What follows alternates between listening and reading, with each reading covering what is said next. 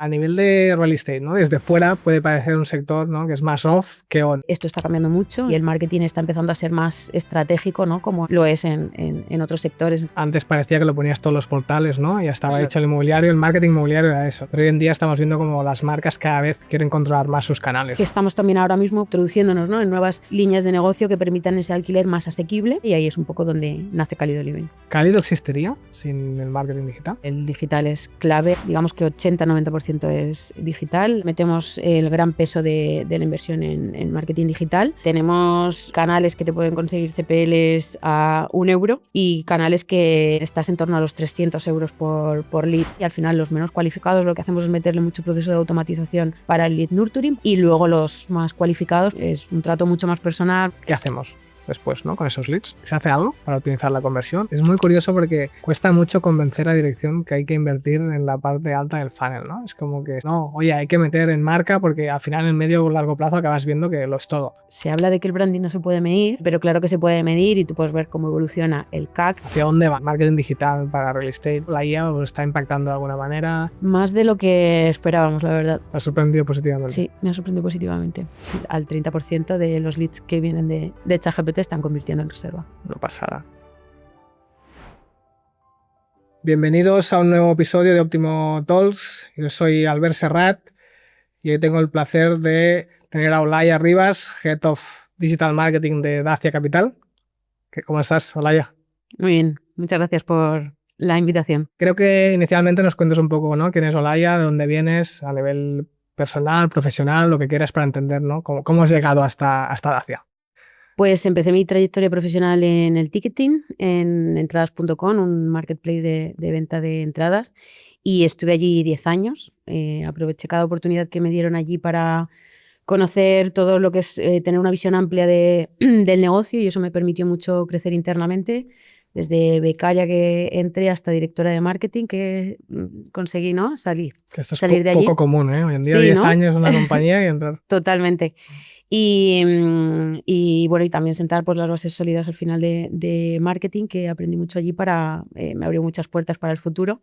De ahí pasé, después de una década, a un agregador de Amazon. No sé si conocéis el sector, que al final lo que hace es adquisición y optimización de marcas de Amazon, Una de especie FBA. de Money, pero dentro de Amazon, ¿no? Eso es.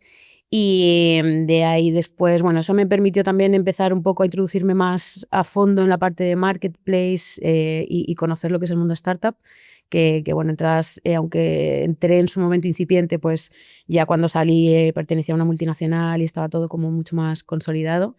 Viví el caos fases, de ¿no?, cerca, eso es. De ahí pasé a WooConcept, un marketplace de retail experiencial que combina físico y online al final para ofrecer una experiencia de compra única.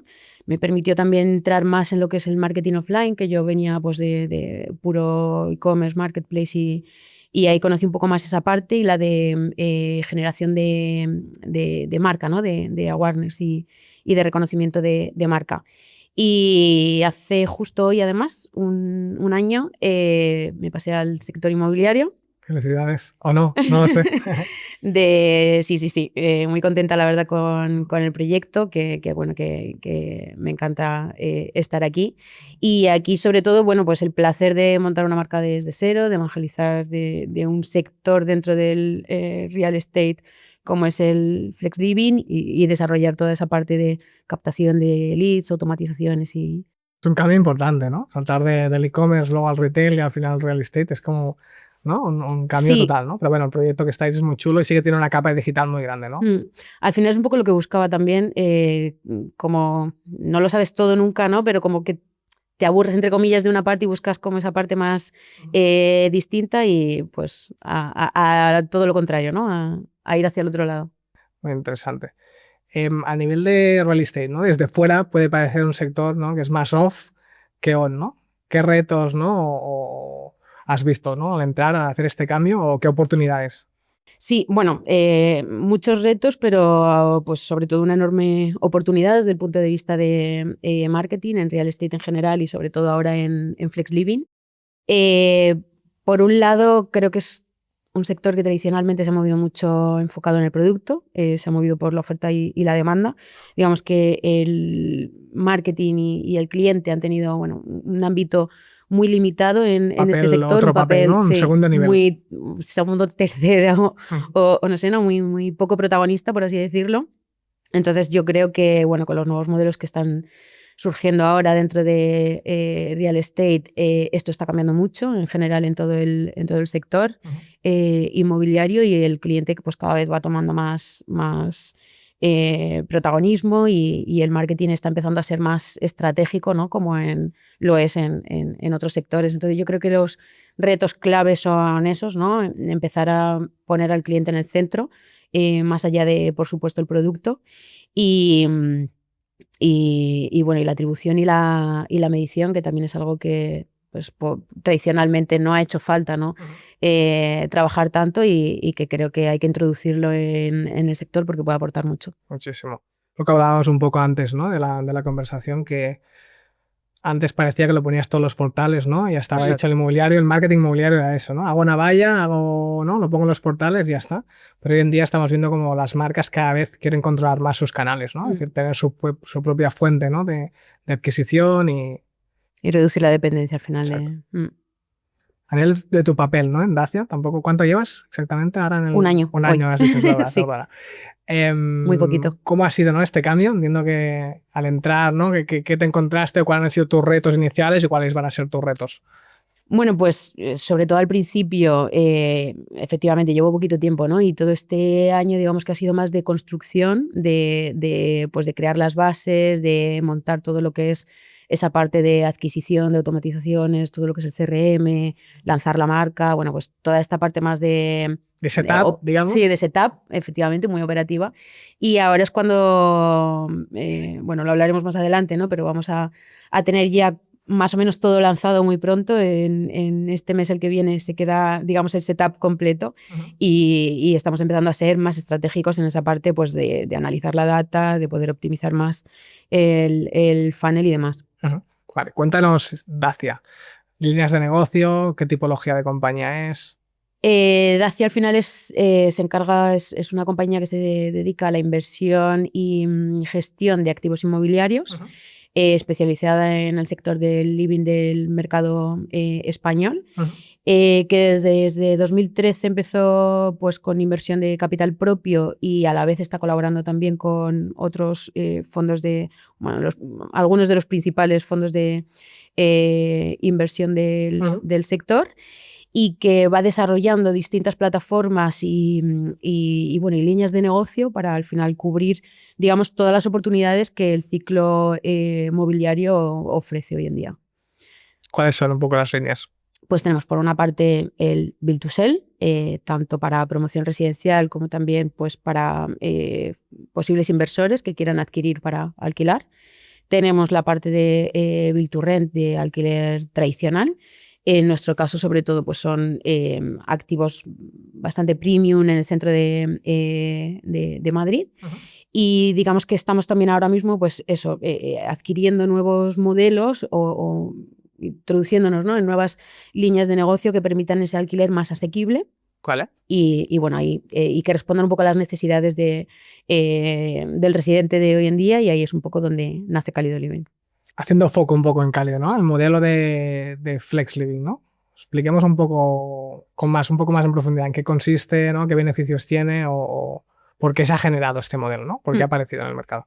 Pues al final Cálido responde un poco a las necesidades del mercado, a las necesidades del usuario que no está cubriendo el mercado, ¿no? Con el alquiler tradicional. Pues por ejemplo, en temas de barreras que hay a día de hoy en el alquiler tradicional, como fianzas, aval, ¿no? Avales, contrato indefinido, etcétera, ¿no? Oferta, ¿no? Efectivamente, también disponibilidad, que al final es una de las cosas que eliminamos de forma bastante evidente con este concepto. También en términos de la duración de la estancia. Vale.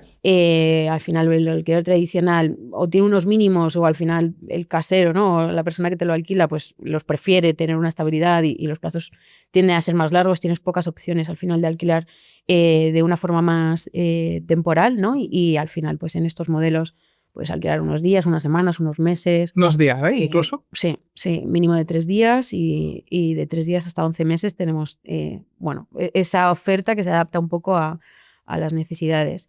Luego también se añade una parte un poco más emocional, diría, ¿no? Un poco más social, mejor dicho, de comunidad, de experiencia, que al final este tipo de concepto como forma de vida te aporta... Un lifestyle, ¿no? Un concepto Eso es, un estilo de vida, una comunidad que te acompaña y entonces en determinados momentos o públicos o gente que es nueva en una ciudad, etcétera, pues agradece mucho también este otro aspecto que introduce el concepto y fundamentalmente también el precio. Al final, las características un poco del modelo nos permiten tener precios más asequibles, ¿no? Y ser muy, muy competitivos en estos términos. ¿Estos activos en concreto, dónde están ubicados ahora mismo? A ver, nosotros ya lo sabemos porque tenemos la suerte de trabajar con vosotros, pero tengo que hacer la pregunta de contexto. ¿Dónde fue el primero, ¿no? Y qué previsiones hay de aperturas? Son 4 edificios, los 4 en el norte de Madrid. Estamos en Alcobendas, fue el primero que abrimos en marzo de este año. Acabamos esta semana de abrir 2 más, en Valdebebas y Las Tablas, y en las próximas semanas abriremos otro en Tres Cantos. Al final las ubicaciones son ubicaciones que estén muy bien conectadas con el centro, principalmente, donde haya un tejido empresarial muy activo. Potente, ¿no? Eso es. También por un poco la demanda que eso... Con la tipología de usuario, ¿no? Eso es, y donde está ese perfil que lo demanda, donde hay una demanda real. Es un buen proyecto. Para entender un poco, ¿no? Podría parecer que la tipología de cliente, ¿no? Es un perfil más de early adopter, quizá, ¿no? Un perfil más desarrollador, ¿no? Que está 2 meses aquí, 2 meses en Phuket, no sé. ¿Qué tipo de perfil? Sí, se encasilla mucho con el nómada digital, ¿no? Nómada, o con totalmente. el de IT que Exacto. está un todo día el está día aquí, el otro día está en Miami programando, pero no es así, ¿verdad? Al final esto es como todo, ¿no? Vas viéndolo también a medida que lo vas viendo y que el proyecto va creciendo, pero lo que vemos es que el público es muy amplio, no responde a un perfil sociodemográfico concreto. Es más un estilo de vida y de gente pues que valora esos atributos que ofrece el flex living frente al alquiler tradicional. Uh-huh. Y pues vemos jóvenes profesionales, ves estudiantes de máster, pero ves también gente de 65 años que ve como una forma de sociabilizar, gente que viene de otras ciudades o de otros países y le gusta esa parte de introducirse en la comunidad. Bueno, hay un poco de, ya te digo, en edades y profesiones un poquito de todo. Y luego hay una parte muy de momentos de transición, de contexto un poco de vital, ¿no? De estas cosas que surgen en la vida y que al final, digamos una separación, ¿no? Eso es, que Cálido responde un poco acompañándote, te da una solución fácil y cómoda y te acompaña en ese proceso, pues, como dices, un momento personal de separación, porque en casa estás de mudanza o de obras en casa, un traslado temporal de trabajo, llegar nuevo a una ciudad, un poco funcionarios que están en itinerancia hasta que tienen la plaza fija. A nivel de ocupación, o sea, hitos de negocio, ¿cómo responde el mercado, ¿no? A esta oferta? De nuevo, tengo datos, pero quiero que ¿no? Un poco, o sea, hay alta ocupación, es rápido, hay mucha demanda, ¿cómo está funcionando? En general estamos muy contentos, la verdad, con los resultados. Abiertos hasta esta semana hemos tenido solo un edificio y es verdad que a los 4 meses de la apertura estaba al 100%. No sé si llegó a 4 meses y la verdad muy por encima de las expectativas que teníamos. Uh-huh. O sea que para nuestra perspectiva pues el mercado está reaccionando muy bien al producto y un poco a la marca. Enfocando un poco al proyecto, ¿no? de Cálido y ¿no? a ese concepto tradicional que decimos que encasillamos al real estate con el offline, ¿no? ¿Cálido existiría sin el marketing digital?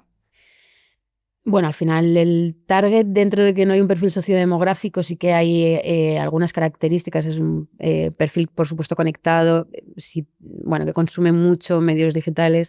Si no estás en el mundo digital, pues te perderías gran parte de ese mercado, ¿no? Y muchos no sabrían ni de la existencia. Nosotros le ponemos bastante foco a la parte digital. Además, creo que el mundo digital no es solo visibilidad, que se nos va enseguida un poco a la parte de puramente de publicidad, pero al final la experiencia de la parte de producto digital, eso es, ¿no? Es desde que cómo nos conoces, cómo vives ese proceso de reserva, cómo interaccionas con la web, cómo descubres el producto. O sea, es un proceso mucho más amplio ese funnel que el digital es clave. Además es el que te permite medirlo, tomar conclusiones, optimizar y bueno, creo que es fundamental la parte digital y en relación a esto, un poco los pesos, ¿no? Para entender el peso de inversión en on y en off, ¿cuál sería? Bueno, hasta ahora, digamos que 80-90% es digital. La parte de offline es muy baja y es sobre todo, bueno, pues temas más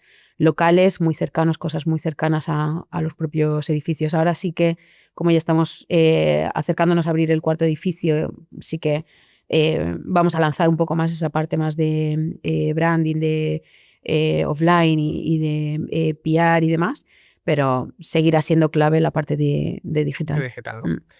Y dentro de digital, ¿no? Con todo el repertorio de canales que tenemos, ¿no? Tanto de captación como de reconocimiento, ¿con qué canales trabajáis?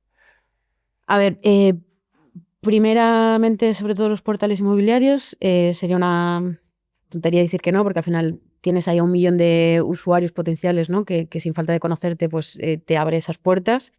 Después la parte de search, de búsqueda activa, sobre todo la parte de SEM, que es la forma más rápida, ¿no? de cubrirla. Pero al final, tanto los portales inmobiliarios como la parte de búsquedas de search es finita, ¿no? Y hay pues mucha competencia, entonces creo que es muy importante que al final lo compaginemos con otros canales, que al final vayan trabajando un poco más esa consideración, incluso de notoriedad de marca, para que al final, bueno, a través de otros canales vayas complementando y vayas incluso generando, en este caso, demanda, porque mucha gente quizá no está buscando porque no conoce el producto. En este caso en concreto, en el que además hay que evangelizar un poco sobre lo que estamos ofreciendo, es indispensable, ¿no? Que subas a otros canales. Midfunnel, pues trabajamos con herramientas de publicidad en otros medios, tipo Tabula, como comentábamos antes y demás.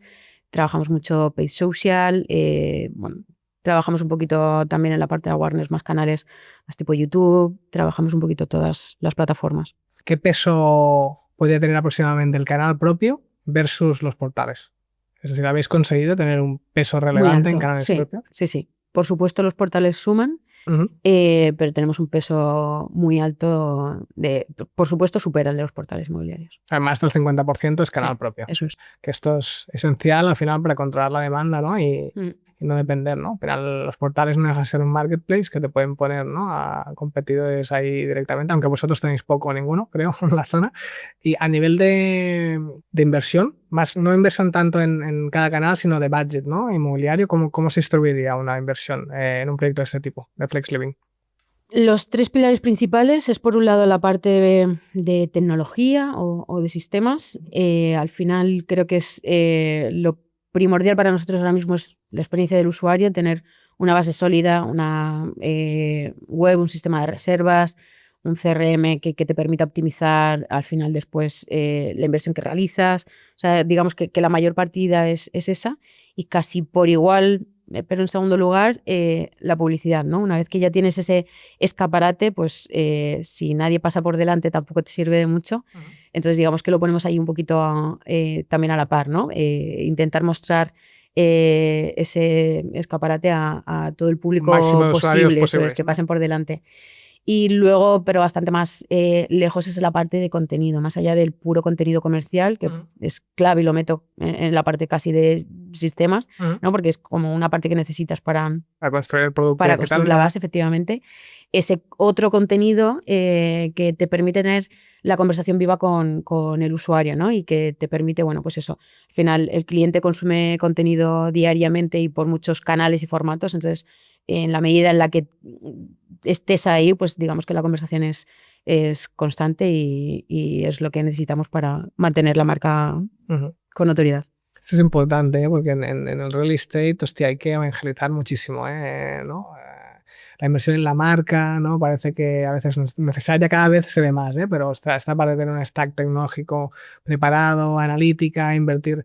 Esto es reciente, nosotros llevamos ya 8 años trabajando en marketing digital para real estate, pero ostras, cuesta, ¿no? Parece que ahora están cambiando muchas cosas, pero el nivel de digitalización que tenéis vosotros es realmente muy alto comparado con, ¿no? con otros players.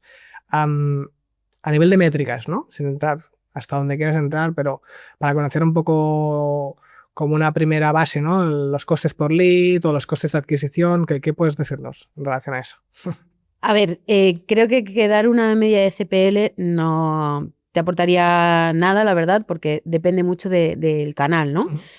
Tenemos canales que te pueden conseguir CPLs a 1 euro y canales que estás en torno a los 300 euros por lead. A priori los segundos, bueno, por lo general los segundos son más cualificados, ¿no? que los primeros, búsqueda, que los de ¿no? 1 euro. 1 euro sería meta, ¿no? O un canal parecido, todo lo que es social, ¿no? O más de audiencia, intención de búsqueda normalmente es más caro. Eso pero... es, al final, cuanto más cualificado es más caro. Pero fíjate, no siempre necesariamente más rentable, porque al final, si tienes 600 euros para invertir, me lo invento, tienes 2 leads de los más cualificados, pero tienes 600 de los menos cualificados, ¿no? Quizá tienes más oportunidades al final de hacer 2 ventas con los 600 de 1 calidad, euro, ¿no? Que con los 2 de 300, que sería un 100% de por muy cualificados que estén, ¿no? Pero ahí tienes que tener sistemas. Tienes que tener sistemas para tratar esos 600. Efectivamente. Y de hecho así lo hacemos, ¿eh? O sea, al final, digamos que creo que es importante el equilibrio entre la calidad y la cantidad, y también adaptar un poco los recursos a eso, ¿no? Y al final los menos cualificados lo que hacemos es meterle mucho proceso de automatización para el lead nurturing, para la cualificación, y luego los que consideramos más relevantes, más cualificados, pues es un trato mucho más personal, mucho más one-to-one, le invitas un café, le llamas por teléfono o lo que haga falta, ¿no? Lo que haga falta, ¿no? En ese CPL lo que haga falta. Eso es. Vale, decías lead nurturing, has dicho. A nivel de, ¿no? de CRM, de marketing automation, ¿qué se hace después, ¿no? Una cosa es la captación, ¿no? Consigue el lead, algunos son más cualificados, otros menos. ¿Qué hacemos después, ¿no? Con esos leads? Con esos leads, bueno, tenemos flujos de automatización que se basan un poco en las distintas interacciones, y lo que hacemos es poco a poco ir optimizando los distintos workflows para ir viendo un poco lo que mejor funciona y conseguir al final llegar a la conversión de la mejor manera posible. Crear muchas opciones, ¿no? Ir dándole las opciones al usuario, ir midiendo y ir optimizando un poco qué es lo que mejor funciona. ¿Cómo lo hacéis? ¿Con qué plataforma? Trabajamos con HubSpot. Con HubSpot. Sí, ahí tenemos integradas todas las plataformas, portales inmobiliarios, todo. Tema de CRO y conversión, ¿no? Sí que al tener un producto muy único en el mercado, pues no, igual la gran demanda te hace que tampoco tengas que hacer un hiperesfuerzo, como me contabas antes, ¿no? Que en e-commerce, ¿no? Sí que tenías que hacer un hiperesfuerzo ahí. Pero ¿se hace algo para optimizar la conversión o hay algo previsto? Sí, o sea, es verdad que ahora mismo estamos todavía en un momento muy incipiente, estamos, como decía, pues casi todavía terminando esa fase de setup y de construcción. Entonces en la web estamos, digamos, todavía optimizando menos, estamos más centrados en la optimización de la parte del funnel, bueno, de esa parte del CRM, que ahí sí que estamos desarrollándolo mucho más. Es ahora cuando vamos a empezar un poco a optimizar también la parte de la web y a darle más relevancia. Me decías que a nivel de reconocimiento de marca, sí que hacéis cosas soft, por ejemplo, vallas. ¿Qué más se hace enfocado a reconocimiento de marca, tanto on como off? ¿O qué tienes previsto hacer? En online, al final, un poco lo que comentábamos antes, al final la inversión que hacemos, digamos que es como una pirámide. En la parte más baja del funnel es donde metemos el gran peso de la inversión en marketing digital. Luego, como decíamos, ¿no? Al final, pues hay lo que hay y estamos muchos queriendo esa porción de la tarta, entonces tenemos que subir un poquito más a generar un poco más pues con audiencias de lookalike, remarketing y demás, subimos un poquito más, y siempre guardamos también una porción de presupuesto, ¿no? Para esa parte más de branding, de generación de notoriedad, y que al final es importante que mantengas o que guardes una parte de presupuesto para hacerlo, porque al final eso también te permite pues aligerar los costes de adquisición de los clientes, ¿no? Y mejorar al final tu performance. Offline, lo que decíamos, medios locales, cosas como muy cercanas de vallas de publicidad y demás, que aún así siempre intentamos pues, meter los QRs y demás y ver un poco, medir las eficiencias, todo muy geolocalizado alrededor de las ubicaciones de los edificios y en los principales medios de transporte cercanos a estas localizaciones. Y ahora con los 4 edificios pues vamos a empezar también a trabajar esa parte más puramente de PR, de influencers y de contenido, efectivamente, que trabaje más esa parte de la per funnel y trabajar mucho más la notoriedad de la marca. Lo importante es tener bien cubierto lo que decíamos, ¿no? La base tecnológica, el low funnel, y a partir de ahí, ya cuando tienes eso como más asentado, ir alimentando un poco el embudo. Esta estructura es muy curioso porque a muchos clientes, ¿no? Que CMOs y tal que hablamos, cuesta mucho convencer a dirección que hay que invertir en la parte alta del funnel, ¿no? Es como que soluciono primero la baja y luego me voy a la alta, ¿no? Es un tema casi de religión, yo creo, ¿no? Creo que, ¿no? Y los marketers cada vez es como, no, oye, hay que meter en marca porque al final en medio o largo plazo acabas viendo que lo es todo. Pero sigue, ¿no? El gran presupuesto sigue estando... Bueno, en este caso es que hay una oferta, o sea, hay una demanda que existe. Juega a tu favor. Claro, y que tienes que aprovechar, ¿no? Porque sería la forma más eficiente de optimizarlo. Podrías no hacer nada de marca. Podría no hacer nada de marca, efectivamente, ¿no? Pero en nuestro caso sí que es muy importante la parte de la marca. Es una marca nueva que acaba de nacer en un segmento dentro del real estate nuevo también, que al final tienes que hacer ese trabajo de evangelizar y lo necesitas. Es verdad que para eficientar ese presupuesto, pues ahora tienes que tener primero las bases sólidas y bueno, al final la rentabilidad es una de las cosas que tienes que tener, digamos, cubierta antes de poder cubrir esta parte también. Pero al final yo creo que se habla de que el branding no se puede medir, o muchas veces, ¿no? En dirección, que cuesta más es difícil, esta parte, ¿no? de justificarlo, pero claro que se puede medir y tú puedes ver cómo evoluciona el CAC, que al final es lo que tiene que ser un poco más estable, indicador de la salud del proyecto, que cuando inviertes en branding estás invirtiendo en confianza en la marca, estás reduciendo el proceso de decisión y mejorando tus CAC, por supuesto. Además, vuestro proyecto hay, no sé si hay una recurrencia muy alta, pero sí que hay una parte de comunidad muy importante que va relacionada con la marca, ¿no? Igual un proyecto más de build to sell, si es luxury, pues sí que puedes trabajar muy bien la marca, ¿no? En el momento inicial, pero quizás es un one shot, ¿no? Pero en el vuestro sí que creo que tiene que haber una estrategia de marca recurrente, ¿no? Claro, o sea, de hecho, bueno, el principal punto ahora para los residentes, para nosotros, que tratamos, es su experiencia durante su estancia, ¿no? con la marca. Y al final es nuestra principal estrategia de fidelización. Ellos que acaban extendiendo su estancia, que cogieron inicialmente para unos meses o para unas semanas y que después ves que van ampliando, ¿no? Eso es porque están contentos o que nos recomiendan a familiares, amigos, y cada vez van haciendo esa comunidad más cercana a ellos porque están contentos con el producto y lo recomiendan. Perfecto. A nivel de analítica, ¿no? Que no es fácil en un proyecto así, ¿no? En el cual tienes diferentes fuentes de captación, haces on, pero también haces algo de off. ¿Cómo lo medís? ¿O cómo tienes previsto, ¿no? montar la estructura más adelante? Cuéntame un poco. En la web tenemos el stack básico de Google Analytics, Tag Manager, Looker Studio conectado con las plataformas también para ver resultados y demás, a nivel de dashboard, etcétera, pero sobre todo ahora mismo lo que decía antes, ¿no? Estamos muy enfocados en la parte tenemos conectado nuestro CRM con todas las plataformas, todas las plataformas en las que invertimos, todos los portales inmobiliarios, todas las herramientas que utilizamos para la comercialización, Calendly para visitas, bueno, cualquier interacción, la IA que trabajamos, cualquier interacción que tenga el usuario, se queda registrado en su lead, entonces somos capaces de ver cuántas veces ha abierto un email, dónde ha clicado, qué contenido le ha parecido más atractivo, cuántas veces ha visto un anuncio, con qué creatividad, qué es lo que le llevó al final a registrar, a pedir una visita al edificio. Bueno, toda esa información es la que ahora mismo nos está aportando más. Y toda esta data no es fácil, pero toda esta data, ¿cómo se comprende y cómo se puede sacar como una atribución o algo similar de ahí, ¿no? De momento un poco por el momento en el que está el proyecto, que al final es de lanzamiento, pues le estamos dando la prioridad, ¿no? La importancia al first click, a la fuente original, ¿no? De cómo nos han conocido, efectivamente. Y ahora estamos empezando un poco a trabajar más esa parte de atribución multicanal para ver un poco también y optimizar en base a las distintas interacciones para ver qué es lo que finalmente o entre medias, ¿no? Le ha ayudado a tomar la decisión.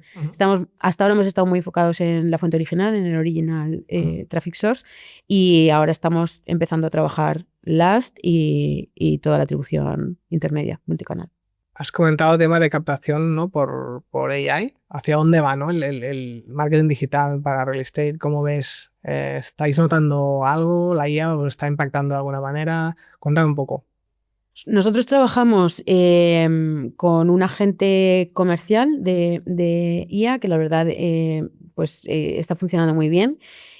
Complementa al equipo comercial con las tareas como más repetitivas, ¿no?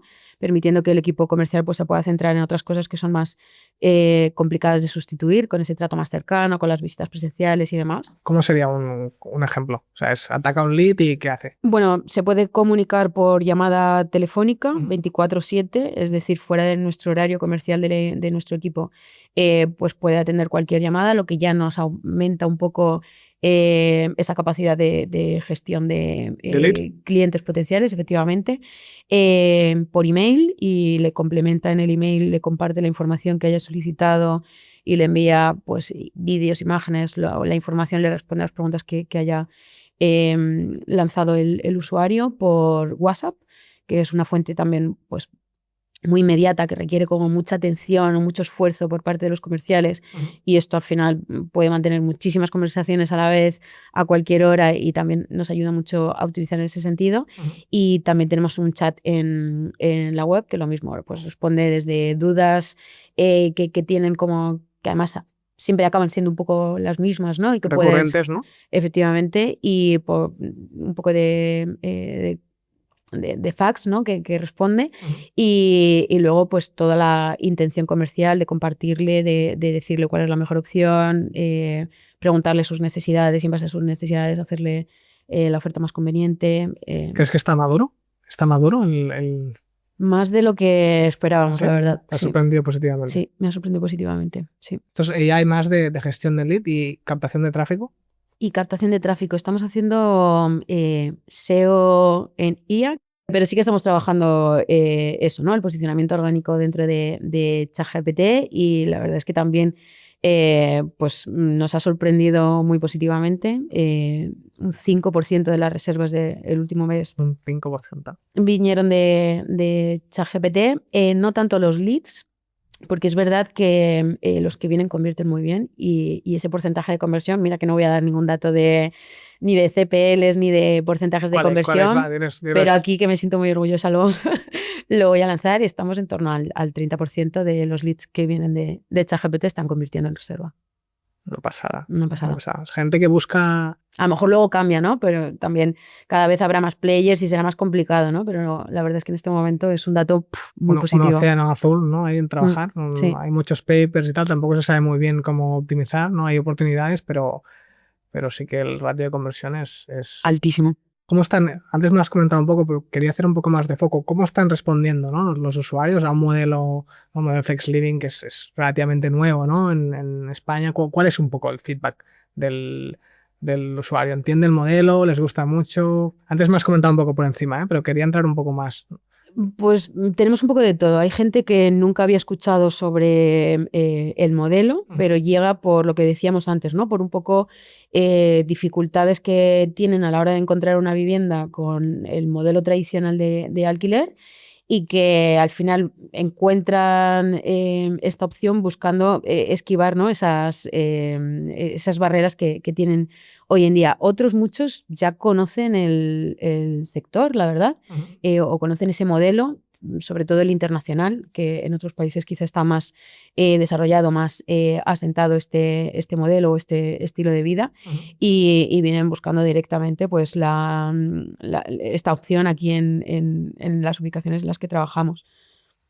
¿Cómo están respondiendo? Muy bien. Lo que decía antes, para nosotros una de las cosas más gratificantes es ver que un residente amplía su reserva, ¿no? Que inicialmente iba a estar por un periodo más corto, pero decide extenderlo porque quiere disfrutar más de esa experiencia, o que recomienda a un amigo, digamos que es uno de los KPIs principales que hace que al final pienses en esto como algo sostenible, ¿no? en el largo plazo. Si el cliente le sorprendes positivamente y es capaz de recomendarlo, parece que tiene sentido, ¿no? Ya no es tanto la recurrencia que también, sino la fuerza de la recomendación, ¿no? Que al final te hará que cada vez, ¿no?, entre más, ¿no?, más negocio por marca, ¿no? Eso y puedas de manera más orgánica. No prescindir, ¿no? Porque no prescindir de lo que es la inversión en captación, pero sí que, ¿no?, ir derivando cada vez más, ¿no?, ese negocio a búsquedas de intención de marca. Me gusta siempre hacer una pregunta en relación a cuáles son los aprendizajes, ¿no? Que en marketing digital puede haber muchos. Sí que es verdad que, como decías, ¿no?, el proyecto es relativamente nuevo y ahora quizás este es el momento de probar muchísimas cosas, pero quizás más en general, ¿no? A nivel de marketing digital, ¿qué crees en tu carrera profesional, que ya eres un perfil senior? Cosas que hayas hecho, crees que, ostras, aquí, si tuviera que explicarle a un CMO o recomendarle algo, le diría que el foco no fuera hacia aquí. ¿Hay algo o no? ¿O crees que no? Que hay que probar todo y hay que... Venga, voy a coger la que has mencionado tú antes, ¿no? La parte de invertir en el reconocimiento de marca, ¿no? Que parece bastante obvio, la parte del performance, y que está bastante instaurado que invertir hacia arriba en el funnel pues no es tan rentable, y creo que es algo que sí que se puede demostrar con data, como hemos dicho antes, y es un aprendizaje que hasta que de verdad no lo haces y de verdad te arriesgas, ¿no? Bueno, que lo llevas a cabo, no eres tan consciente de cómo te ayuda a tener un mejor performance el hecho de invertir en la marca y darle la importancia que tiene a tener una marca consistente, a tener una marca sólida y a trabajar también en que la conozcan. Totalmente, ¿no? Yo creo que es tan complejo convencer a dirección, ¿no? En nuestro caso también, ¿eh? Esto es un ejemplo, ¿no?, de creación de contenidos que al final acaba impactando a la marca, pero como no se ha dado, yo creo, en el pasado la posibilidad de hacer estas inversiones, pues ahora no tienes data y la gente, ¿no?, es más incertidumbre, que no, hasta que no lo ves, ¿no?, que puedes ver cómo evoluciona el coste de adquisición después de meses, porque es algo de medio a largo plazo. Yo creo que para agencias es incluso más complicado. Sí, porque al final, de alguna forma, como cliente, pues me estás vendiendo una inversión que te exige a ti menos seguimiento a nivel de KPI, es menos exigente, ¿no?, a nivel de performance, de performance, KPI, claro. No hay un número concreto que tienes que cumplir, porque no es performance. Te doy visibilidad y ya claro. está, ¿no? Entonces, como creo que incluso a nivel de agencia es todavía más complicado, y que tendréis que tratar, ¿no?, siempre con todo tipo de perfiles de clientes, ¿no? Eso es, que bueno, que entiendo que desde vuestro punto de vista tiene que ser todavía más difícil. Oye, creo que ha sido un placer tenerte aquí. Tenéis un modelo de negocio súper interesante y la marca que habéis creado es increíble y súper disruptivo en el sector, ¿no? Creo que hacía falta. Y nada, espero que en unos meses pueda volver a tenerte aquí. Nos cuentes un poco cómo han ido los lanzamientos, ¿no?, de los nuevos edificios. Que tengamos muy buenos números de performance que compartir. Exacto. Y sigamos tiempo juntos, ¿vale? Muchas Un abrazo. gracias. Mil gracias por venir. Gracias a vosotros.